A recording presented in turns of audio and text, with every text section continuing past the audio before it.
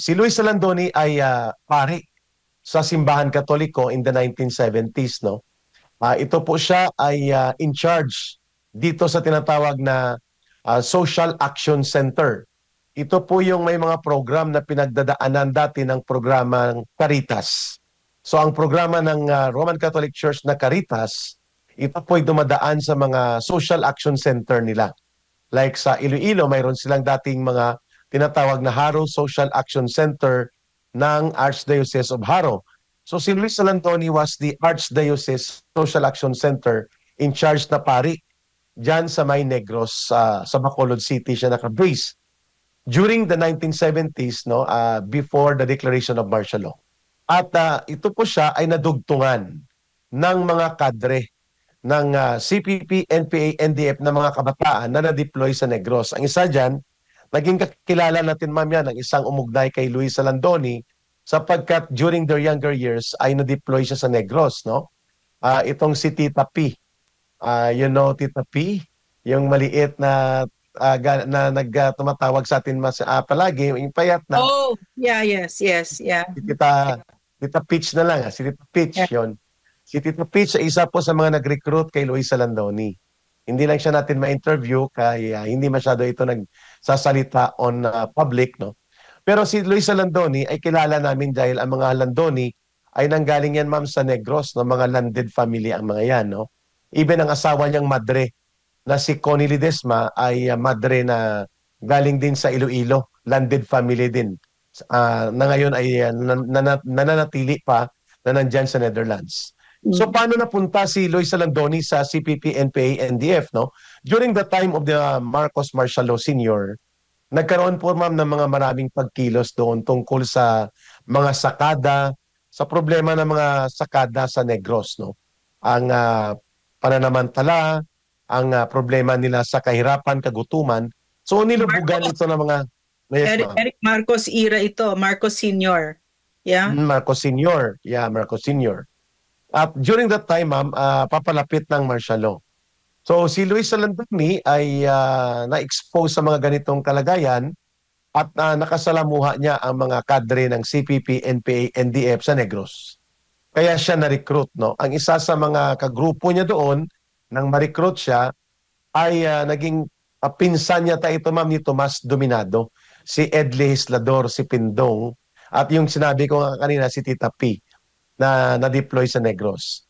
So mula doon sa Negros, ang mga pari sa Negros ay kasama ni Luis Salandoni na nag-NPA. At ito siya ay nung uminit na ang martial law, I think nahuli ito at kasama ang asawa niya at nang sila po ay ma-release dahil nga sa influensya nila sa pamilya nila, mga landlord family ito, ay pinatakas ito ng Communist Party of the Philippines para siya po ay pumasok sa bansang Germany as early as 1982 or 83. So bago pa po mag-assassination si Ninoy Aquino, yung incident of the Ninoy Aquino assassination, napunta na po ito si Luis Salandoni bilang Communist Party member na kasama ang asawa niya sa bansang Germany. And then later on, a year after, ang pagkakaalam ko, nag-establish na noong 1984 ng kanilang international foothold sa Netherlands, itong grupo ni Luis Salandoni at ni Connie Ledesma. So dahil pari siya, ang naging role niya doon ay nirepresent niya ang NDF. In fact, isa ito sa nagtayo ng grupong CNL, Christians for National Liberation, which, ma'am, nandyan pa tayo sa NTF-ELCAC na designate ito ng Anti-Terrorism Council ng gobyerno ng Pilipinas, itong CNL, Christians for National Liberation, na ito po ay underground organization, designated terrorist organization, na nagre-recruit sa hanay ng simbahan, sa hanay ng Roman Catholic Church, United Church of Christ in the Philippines, Iglesia Filipina Independiente, Convention of Philippine Baptist Churches, at may kaugnayan yan mamaya sa pag-uusapan natin, Ma'am Lorraine, tungkol sa role ng Roman Catholic Church sa pagpapalaganap ng mga komunistang pagkilos, including itong People Power 1, People Power 2, at itong anti-Sara Duterte impeachment. May kaugnayan po yan doon sa binabanggit ko ngayon na naging history ng pagbubuo nila Luis Salandoni nitong tinatawag na CNL or Christians for National Liberation. So ang trabaho po ni Luis Alandoni nag-focus sa infiltration sa church at pagbubuo ng international finance network and other support groups sa abroad. Doon po siya nagkabihasa, Ma'am Lorraine. So yung mga pundo, yung mga finances, yung mga network of church, and pati po ang pagpustura na magkahiwalay ang NDF sa CPP at naging representante siya ng peace talks, yan po lahat ay orchestrated part ng kanyang deployment bilang mataas na pamunuan ng Communist Party of the Philippines, New People's Army, NDF, na nakadeploy sa abroad at nagmumukhang NDF negotiator, at the same time pare na may network sa mga simbahan at mga NGO sa Europe, pero hindi na bubulgar na siya ay involved sa terrorism financing, and ganon din po sa pagre-recruit at pag-infiltrate sa hanay ng mga taong simbahan, Ma'am Lori. So Eric, sa madaling salita, napakabigat ng role ni Luis Alandoni sa pagwasak ng Pilipinas. Marami siyang na-raise na funds, maraming na-recruit dahil sa kanya, 'di ba Eric? So yung tanong ko, since the early 80s pala nasa Europe na siya, 'di ba? No, itong si Luis Alandoni, sarap ng buhay niya, 'di ba? Ano ang excuse na binibigay ninyo? Anong dahilan ang binibigay ninyo sa mga kumbaga rank and file, mga NPA, mga naghihirap sa bundok na tinatanggap nila na napaka-komportable nitong buhay ng damuhong to. Tapos sila naghihirap. Yeah. Kagaya din po, ma'am, sa palusot namin nung ako'y aktibo pa doon sa CPP, NPA, NDF, kung bakit tinatanong na nagpapakahirap kayo, nagpapakamatay kayo. Sarap buhay sila Juma Sison, sila Luis Alandoni doon sa Europe. Kayo naman nagpapapagat sa lamok, limatik at nakikipagpatayan dito. Ang palusot namin palagi dyan, ma'am, na gumagawa sila ng International Proletarian Work. Wow. Or ISW. Wow! International Proletarian Work. Wow! Di ba, ma'am? Parang magandang pakinggan, no? Kasi ang isa sa mga ipinapangalandakan at ipinagmamayabang ng CPP ay internationalista sila. They have no boundaries, that they are operating wherever there is oppression and when there are working class. Ayun po. So, yun ang palusot na sila ay nagbubuo ng malawak na kilusang komunista sa buong mundo. Kaya sila nasa Europe at sila ang tumutulong para lumakas ang international support sa Pilipinas. So, may mga bagay daw na hindi daw magagampanan sa Pilipinas, kailangan talaga magkaroon ng international projection and support ang communist movement sa Pilipinas, Ma'am Lorraine. Napakagaling talaga, napakahusay manloko. Pero what's interesting kasi to me, Eric, at maybe you should explain to our people who are watching, no, is yung media operations dito sa kamatayan ni Luis Alandoni, because he was described, for instance, in GMA Online, without mentioning that he's a terrorist, no? They describe him NDFP consultant, peace consultant, di ba ganyan? So, that to me, no, hinog na hinog ang panahon sa atin para makita natin that phrase keeps popping in my head, hiding in plain sight, ang CPP, NPA, NDF operatives sa Pilipinas ngayon, no? Na kunyari, and like you said, dikit-dikit, yung mga nangyayari ngayon, yung impeachment for the Vice President, where suddenly the very quiet Catholic Church, who for decades frontlined yung ibagsak si Marcos, suddenly they're very quiet about Bongbong Marcos's very brazen plunder of public coffers and his incompetence and yung record niya on human rights violations exactly like his father's, and yet they've been very quiet, no? So this is a great opportunity in my perspective, no, because for us, we want to end, every Filipino who loves his country, you want to end finally itong CPP, NPA, NDF, and we have to see who these operators are na nasa lipunan natin, na niloloko pa rin tayo hanggang ngayon. Kasama dyan ang GMA Online. So ano yung operations? Kasama Eric sana para makita nila, and they'll be amazed like I was amazed when you explained it to me, yung structure sa CPP, NPA, NDF, yung propaganda machine at saan sila dito and how does it operate so that a terrorist like Luis Alandoni, who brought nothing but grief and suffering to our people, upon his passing, he's being hailed as a hero by media, by mainstream media. Thank you. Yeah, that's correct, Ma'am Lorraine. Magandang observation question yung tinanong mo sa akin sapagkat dahil siya ay dating pare ng Simbahan Katoliko ng Romano Katoliko, madali siyang i-romanticize at i-package na siya ay harmless, siya ay hindi ang typical AK-47 wielding terrorist na parang gustong palabasin na hindi siya involved sa terrorism, karahasan at dugo pagpatay na ginagawa ng NPA. Pero kung kikinggan mo ang kanyang mga pagsinasabi, ang kanyang mga pagtatanggol sa NPA, ang kanyang pagpapakamasama sa gobyerno palagi, sa sundalo at pulis, ang kanyang mga pagsasalita kahit malumanay bilang pare ay puno ng dugo ng pag-aalsa upang gamitin ang karahasan. No? That's the way Luis Alandoni was being projected. No? At malaki po ang kasalanan ng media diyan. Ang TV, ang dyaryo, ang mga nag-i-interview sa kanya sapagkat ini-interview nila, akala nila pare. Hindi ito pare ordinaryo.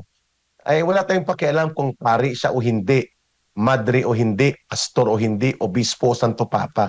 Ang ating pakialam, ang kanyang ginagawa, ang kanyang mga involvement tungkol sa pagwasak sa ating bayan. Kaya dapat siyang maibulgar, pare man siya o hindi, na hindi ginagawa ng media. Tama ka, Ma'am Lorraine. This is intended really by the CPP, NPA, NDF to make a personality out of Luis Alandoni and the likes of him. Kita mo yung kanyang asawa, dating madre din ito, si Connie Ledesma, ay naging panel din po at executive committee member ng NDF, panel of negotiator din sa NDF. No? Luis Alandoni is more than 10 years na chairman ng NDF at naging bahagi ng negotiating panel. By the way, ma'am, before ko dagdagan yung binanggit mo, how did the media hide the monster behind Luis Alandoni and how the being part of the terrorist organization was being romanticized as a simply peace consultant or an NDF consultant? The NDF is created or was created by the Communist Party of the Philippines. It is not separate from the CPP. Kung mapapansin mo, ma'am, bagamat hindi siya armado, si Luis Alandoni or ang NDF hindi armado direkta, pero kadugtong sila ng armadong ginagawa ng NPA.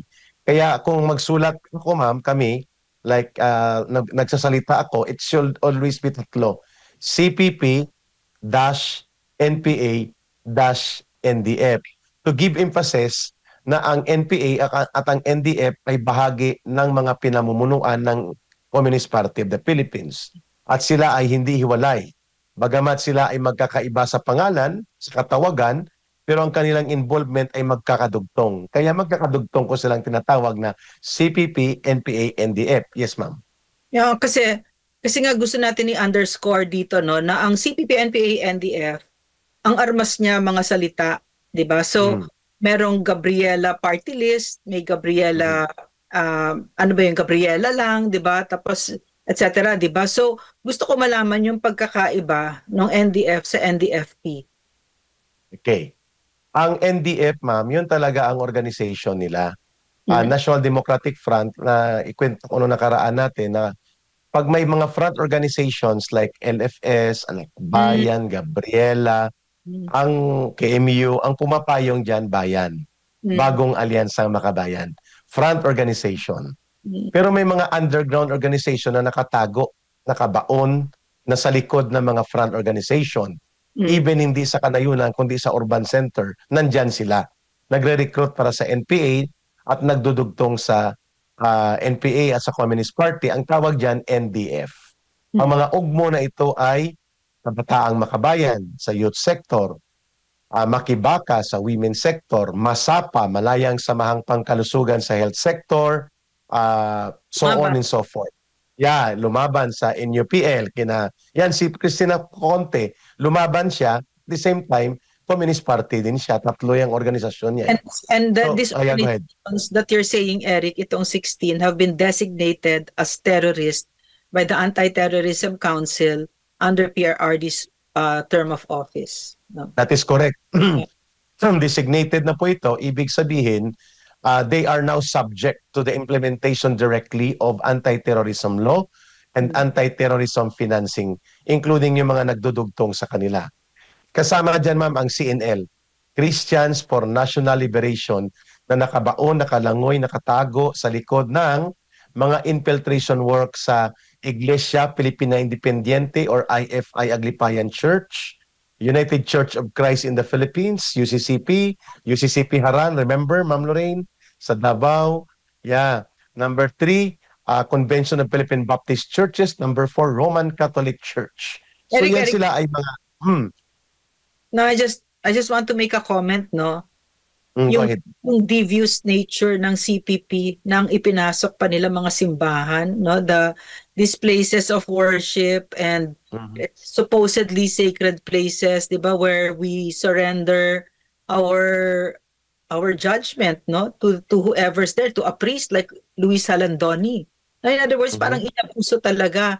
And Eric, bakit tila napakaraming CPP sa loob ng, katulad si Mary Jan Manansan, CPP yan eh. Bakit ganun? Bakit tinarget ang Catholic Church ng CPP? Yeah. Bago ang ibang mga simbahan, tinarget kaagad ang Roman Catholic Church sa Pilipinas sapagkat ito ay malaki, malawak, may pundo, may pera. At pwede silang magtago. In fact, tama ka, Ma'am Lorraine, in the 70s, it was not yet so fashionable ng ibang church ang namamayagpag bilang infiltrated church until in the 80s na lang sila sumulpot. So sa unang bahagi po ng pagbubuo ng Church Infiltration Project ng Communist Party of the Philippines para matulungan ng NPA, ginamit nila ang NDF. Kaya nabuo ang CNL noong 1974, Christians for National Liberation. Sapagkat ang Roman Catholic Church, Ma'am Lorraine, ay marami silang mga pari na mga naka-expose doon sa lugar na may NPA. At ito po ang mga, even pati ang mga religious orders, no? Ma'am, you're familiar siguro minsan sa mga grupo ng pag sinabi nating SBD, Divine Word yan, Redemptorist, mga OMI, Order of Mary Immaculate. Yung mga ito, ma'am, Roman Catholic Church din yan. Diyan nagsimula. Kasi si Alandoni, ma'am, diocesan priest yan eh. Ibig sabihin na sa archdiocese siya. Ang religious order, ito yung mga nagmi-mission work, no? Like ang Santo Papa ngayon, religious order. Order of St. Agustin, OSA yan. Pero ito may mga religious order, ma'am, like SBD, Redemptorist, OMI. May isa pa yan. Basta 4-5 yan naman ng mga religious orders na nakadeploy ang mga pari nila sa mga rural areas. At dyan nagsisimula ang recruitment. So sa tanong mo, bakit Roman Catholic Church? Pondo, influensya, mayayaman ang mga nandito, mga landlord oligarko na kapaloob yan, at nandyan po, ma'am, ang cover-up. Mahirap kang basta-basta birahin na expose ka dahil napaka-influensyado po ng church sa Pilipinas, lalo na ang Roman Catholic Church. Yes, ma'am. Yeah, Eric, up until the last years of his life, si Luis Salandoni was actively involved in the deception of the Filipino people na ine-enable nila Charlie Galvez. Diba kasama siya sa mga peace talks na yan na sa totoo lang ay terrorist talks, di ba? Up until the last year, di ba sabi ni Charlie Galvez, ang bait-bait pala nila Luis Salandoni, nakuha nila. Yes. Binigyan ako ng chocolate, di ba? Na-enable, ma'am, hirang nila Charlie Galvez at nila General Manuel Bautista, napilit nilang ipinapayakap kay Marcos at kina Romualdez na mukhang totoo na, in-enable mismo ng media, ng malalaking corporate media na tinatawag siyang NDFP consultant at siya ay peace talks advocate. Ma'am, ang NDFP is NDF. Ginamit nila ang NDFP, National Democratic Front of the Philippines, para may semblance of governance sila. Na sila ay isang belligerent force. Kaya idinugtong yung P, NDFP, National Democratic Front of the Philippines, no? Parang PLO, na they want to project that they are a government and a state asserting their authority within the main and principal state. Kaya yung status of belligerency, kaya gusto nila, ma'am, na sila ay nagpipeace talks diyan sa broad, may third-party facilitator, at parang baga sila ay isang equal footing instrument na parang gobyerno man sila na nakikipagnegosasyon sa gobyerno ng Pilipinas. Kaya kung makikita mo ang dokumento ng mga peace talks nila, NDFP GRP Peace Agreement. Yun. Bansa, di ba? Parang dalawang Oo. entity. Eric, Yun ang ibig sabihin ng belligerency status. yeah. But I'm overwhelmed right now kasi Mhm.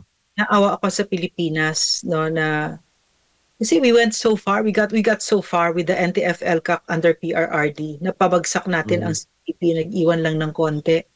And because of Marcos, naka-recover sila, 'di ba? So, and then it has an international works pa at kasama dito yung sa nangyari kay PRRD sa The Hague kung saan namamayagpag yung pagmumukha ni Cristina Conti at ng kasama ng mga CPP operatives, 'di ba? So, naawa ako sa Pilipinas kasi nakikita natin yung extent ng panloloko na ginawa na hanggang ngayon sumusunod-sunod pa rin tuloy-tuloy, 'di ba, na up until the death of this monster, he's being hailed as a hero, 'di ba, even by mainstream media, and they lend him legitimacy. Kinokompleto pa talaga yung panloloko. At syempre, yung ano dito, yung goal dito is to recruit, 'di ba? Further recruitment of our children. And I want to ask you honestly, how will this Mhm. end, Eric? How do we stop this? Because now the sitting president, has really invested so much power on this terrorist organization. And the AFP, who can stop this? They're very quiet, no? Nakakatakot, Ma'am Lorraine, ang prospects of the recovery of the communist terrorist group Yes, CPP, NPA, NDF under the yes, Marcos government because yes, they are now emboldened, they are yes. now protected, and they are now being giving funded. But they are being giving funded by the government through Martin Romualdez. At nagulat ako, Ma'am Lorraine, ha? Every one of them can receive 30 million plus, like si Raul Manuel, Arlene Brosas, and Franz Castro. They can receive 100 million minimum every year. Hindi pa Yeah, kasama, ma'am, ang perks, privileges, projects, and funds. At ito po ay nakakabahala sapagkat the AFP is silent about this. They don't yeah. want to tell the president or they do not speak up about this in public. Tayo na lang nagsasalita.